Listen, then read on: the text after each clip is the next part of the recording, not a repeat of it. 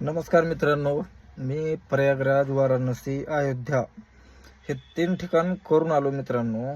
तर मी हा व्हिडिओ ह्याच्यासाठी बनवतोय की जे आपलं यूपी बिहारचं जी राजकारण असेल, ते राजकारण ज्याच्या त्याच्या ठिकाणी राहिलं.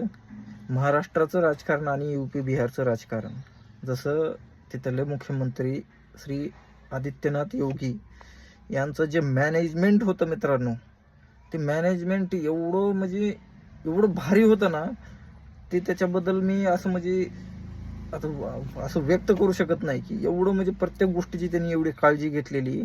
व जे बी तिथं श्रद्धाळू जातील तर त्यांना कसलीही तकलीफ होणार नाही, त्या पद्धतीची त्यांनी जी काळजी घेतलेली आहे ती मला अतिशय असं खूप म्हणजे खूप आवडली मित्रांनो. की एवढं म्हणजे आम्ही ज्यावेळेस एंट्री केली तर एक ड्रायव्हरला म्हणा या गाडी चालकाला म्हणतात की एक पोलीसवाल्याची भीती असते की कुठं अडवतात, काय करतात, पोलीसवाले परेशान करतात. तर ह्या गोष्टी मित्रांनो मला त्या स्टेटमध्ये ज्यावेळेस मी एंट्री केली, महाराष्ट्र ज्यावेळेस सोडला, तर पूर्ण जेवढे बी आम्ही स्टेट हिंडलात, मध्य प्रदेश, यूपी, हे जे स्टेट आम्ही फिरून आलात, तर स्टेटमध्ये कोणत्याही पोलीसवाल्यानं कुठंही काही तकलीफ नाही दिली मित्रांनो.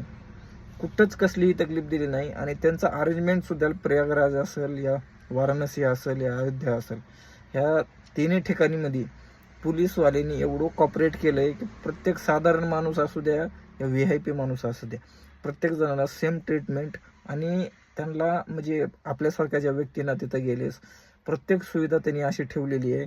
जागोजागो पाण्याची व्यवस्था, या जागोजागो कुठं असं म्हणजे जे वाळूचे रस्ते आहेत त्या ठिकाणी त्यांनी प्लेट आतरले, त्या प्लेटवर उन्हाचे चटके बसूनही पायाला म्हणून 5-5 मिनिटाला या 10-10 मिनिटाला टँकरची सुविधा देखील त्यांनी ठेवलेली आहे की त्याच्यावर रस्त्यावर पाणी मारायचं, जे की प्रवाशांना काहीही त्रास होणार नाही. आणि प्रत्येक गोष्टीची त्यांनी त्या ठिकाणी काळजी घेतली मित्रांनो. सांगण्याचं तात्पर्य एवढंच की महाराष्ट्रातलं राजकारण एवढं मादरचोद आहे, एवढे हरामखोर लोक आहेत इथली, की इथं जर एखादं जत्रा जरी असेल तर लोक इथले राजकारणी खायचं बघत येतं.